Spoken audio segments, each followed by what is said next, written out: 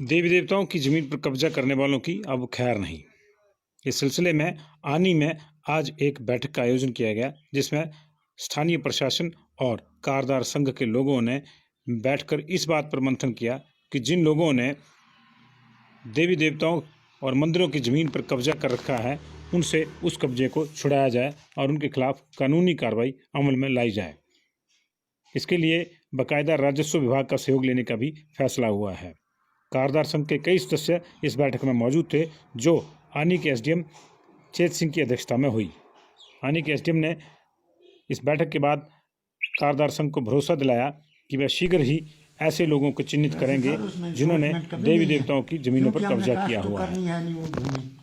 सिर्फ पूजा करने जाएंगे वहाँ पर, अगर उसका डॉक्यूमेंट की नहीं बनती है तब भी कोई ऐसी बात नहीं है। हमने कास्ट करनी नहीं हो, नहीं रोक तो नहीं रहा है। प्रॉब्लम ऐसा जैसे मैं बोल रहा है, जैसे हमारे 5 पेड़ है वहाँ पर, उसके चारों तरफ पर परिक्रमा होती है।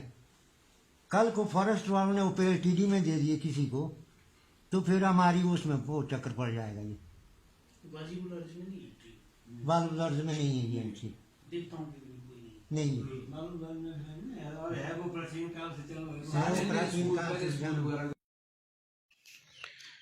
स्थानीय कारदार संघ इस बात को लेकर आश्वस्त नजर आया कि लंबे समय बाद ही सही आखिरकार इस तरह की कवायद प्रशासन के स्तर पर शुरू हुई है, जिसमें देवी देवताओं की संपत्तियों पर कब्जा करने वालों, खासतौर से उनकी ज़मीनों पर कब्जा करने वालों के खिलाफ कार्रवाई की हामी भरी गई है। उल्लेखनीय है कि हिमाचल प्रदेश में तमाम मंदिरों और देवी देवताओं की अपनी अपनी अकूत संपत्ति है, लेकिन समय के साथ और नियम कानूनों की ढील और लूप होल्स को फ़ायदा में उठाते हुए कई लोगों ने देवी देवताओं की ज़मीनों पर कब्जे कर रखे थे, जिन्हें कारदार संघ और पुजारी वर्ग छुड़ाने में असमर्थ महसूस कर रहा था।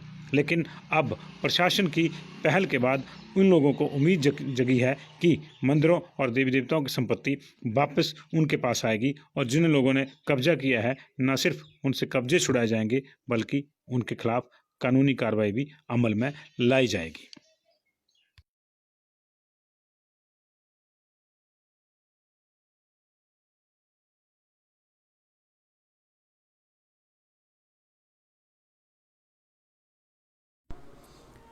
जिलाधीश महोदया के आदेश अनुसार कारदार संघ के साथ एक बैठक का आयोजन किया गया।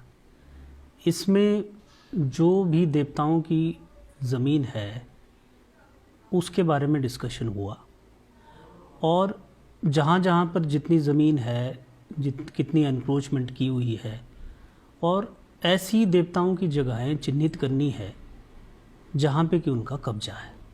तो इस बारे में जो आगे तहसीलदार हैं और नायब तहसीलदार हैं, उनको एक लेटर दिया जाएगा, जिसमें कि कानूनगो के माध्यम से और पटवारी के माध्यम से हम इनकी भूमि को चिन्हित करेंगे और जहाँ ज़रूरत होगी वहाँ प्रॉपर डिमार्केशन करेंगे और अगर एनक्रोचमेंट किया होगा तो उसको एनक्रोचमेंट की मिसल भी तैयार की जाएगी।